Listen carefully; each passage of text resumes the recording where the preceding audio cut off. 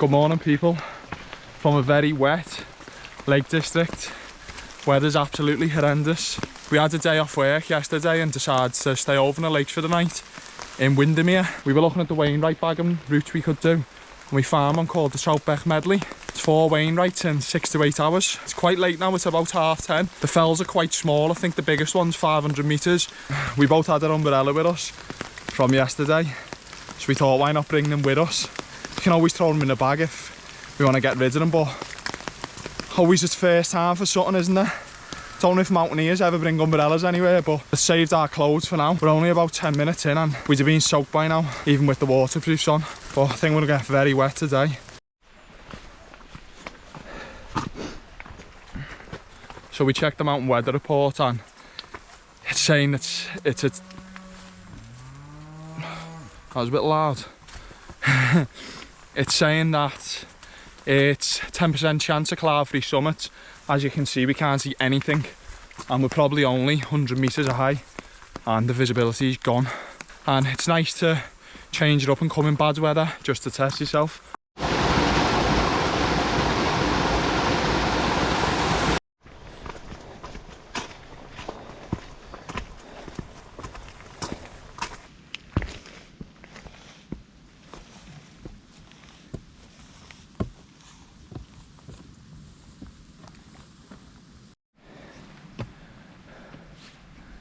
So if you know anything about cheap waterproofs, I've already had to strip them off. We're not actually getting wet because of the brolly, but you sweat too much because they're not very breathable.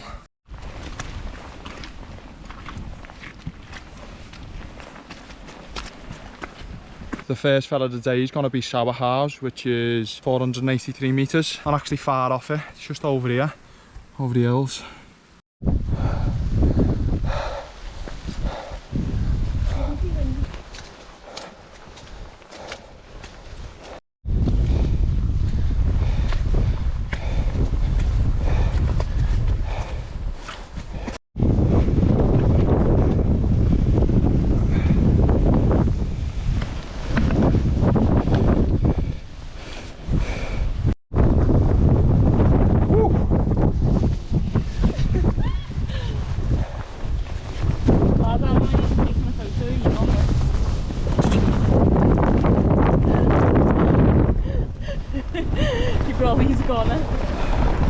Whoops, there goes the end of that. First summer of the day and there goes me brolly. Jesus, that's a goner. At least yours is intact. Sour House, 483 metres. We're back, people. Tom's just fixed it. We're back in the game. Oh man, this probably wasn't the best idea coming out today, man. As soon as you get on the fellas, mate, game over. That wind's nasty. But 1 down, 3 to go. The next one on the list is Sallows, which is 515 metres. We've gave up on the brollies, man. It's just a bad idea. Slowing us down too much. You're trying not to get them snapped and it's just not working. We just may as well get wet.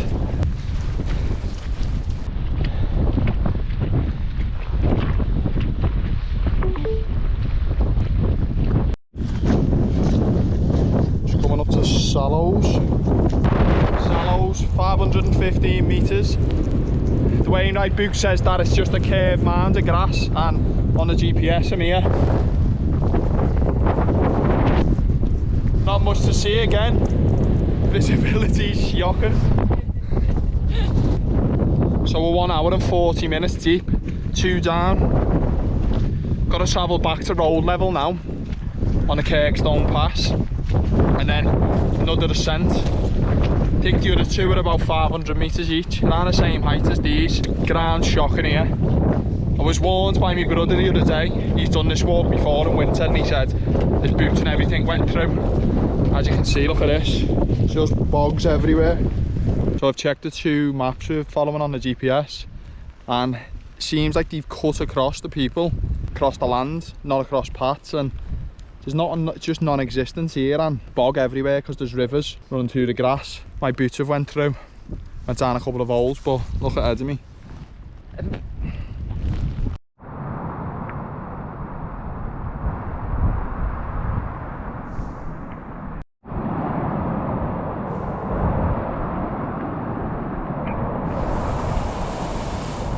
see that running fast there, mate.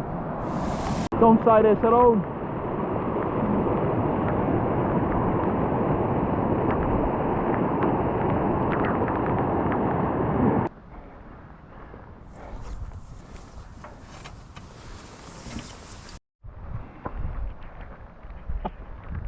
So we had a little look then on my phone and I could see there was sort of a gate to get through, but we had to cross that river.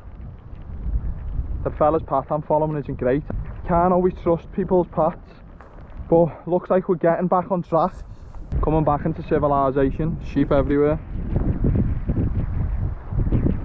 And there is actually a bit of a path here, muddy, but it isn't listed on the GPS from what I can see. Whether I should be going on this farmer's land, I don't know.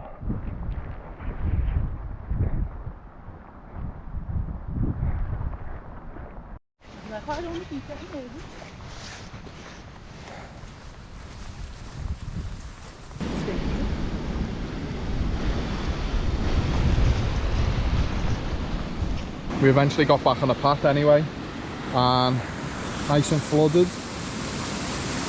We just jumped across there where the rock is. Just having some lunch while we're walking. Sandwich is a bit soggy now, but we're back on track anyway. Seems like the paths are back. Hopefully it stays like that for the rest of the walk.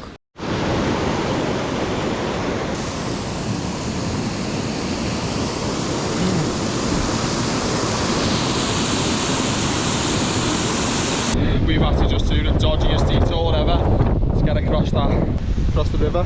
Just jumped about 20 farmers' fences and fields just to get back on this path. I think if you just slipped in the river there, mate, you're going. But back on track anyway. Just realised it's actually quicker to jump farmers' fields to get back to the road rather than following the paths. Sending all over the place, and we've just seen a few other hikers out trying to get across that river, and they've all gave up and went back.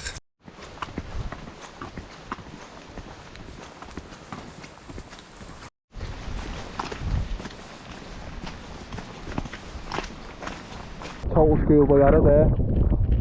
When we cut across the farms, me being a smart ass, I looked at the maps and I didn't zoom in properly, and we completely missed out Troutbeck tongue. So we backtracked on ourselves and look at this, the terrain. Just an absolute waste of time, mate. Looks like we'll probably try and get this out of the way, and then we're probably going to have to call it a day and miss the last one out. Starting to drop the darkness. That was my fault completely. It's just stupid decision. But suppose you got to learn, haven't you?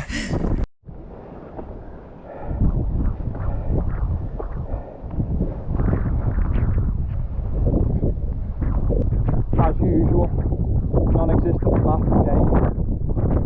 Oh, I'm ready to man. Don't know if you can see down there where we come from. Troutbeck tongue's coming. There's the last one of the day. Trying to snatch the fourth one up. This is stupid now.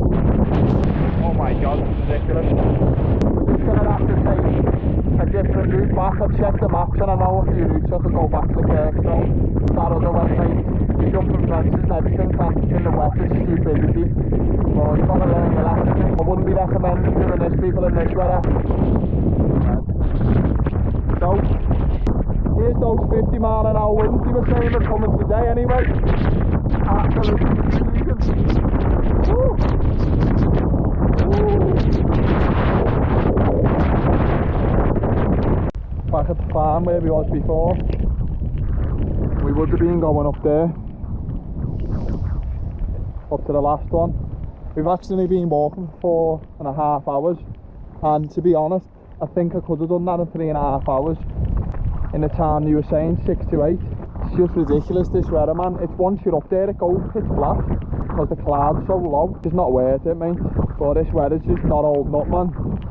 Gears soaked through as well. It's been raining since the minute we got out of the car about 5 hours ago. Look at that up there. That's where we was this morning, disappeared again. Look at the puddles everywhere. Not far from the car, we're just coming up to Larnford Park now.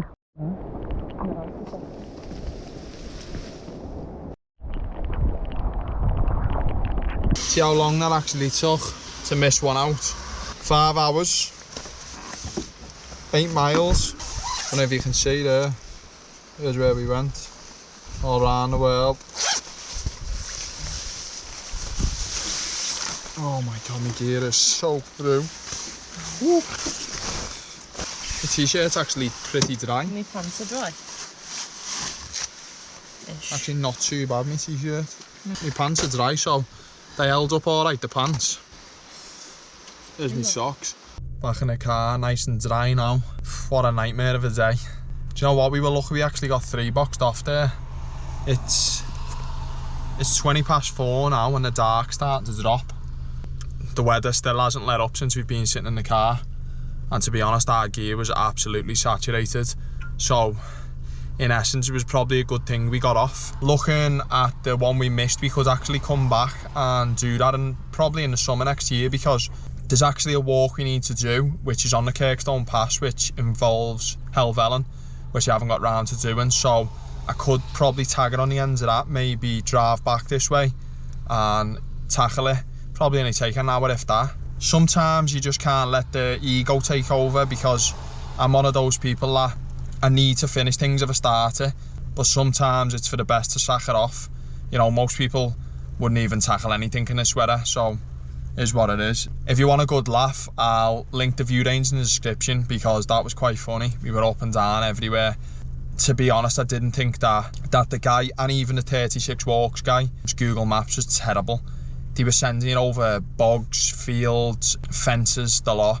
And I think some of these walks can get a bit dangerous and people will get out of the depth. So I wouldn't recommend this walk, to be honest. But, you know, there is other ways you could do it if you followed your own path. And to be honest, we've done it on a whim last minute because we booked a hotel on the lake. Semi-successful day anyway.